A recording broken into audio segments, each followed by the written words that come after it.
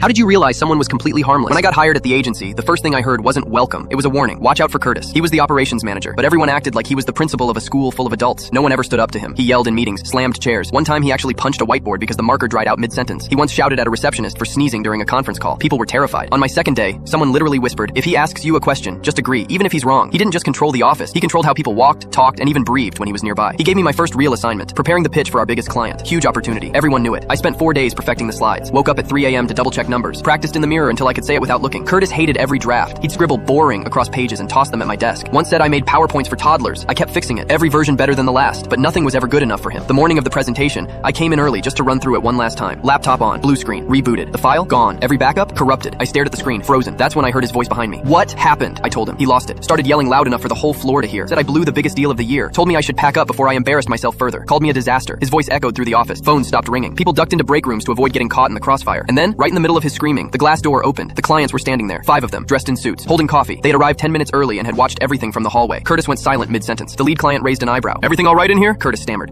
We're having a quick technical issue. Nothing serious." He stepped back like a cartoon villain realizing the camera was on. I stood up, took a breath and said, "I have printed handouts. I know the pitch. I'm ready if you are." The clients nodded and followed me in. Curtis trailed behind, silent as a ghost. I presented everything, without slides, without stuttering, just pure confidence. They asked questions. I answered them all. By the end, the lead executive shook my hand and said, "This was one of the best presentations we've seen all year." They signed the deal that afternoon. That night, our company sent out a congratulations email, and my name was the only one on it. Curtis didn't speak to me for days. Then one morning, he showed up at my desk, tapped it twice and said, "Good job. I'll let you run the next one on your own." And he walked away. No yelling, no slamming, just the quiet shuffle of someone who finally knew he wasn't the scary one anymore.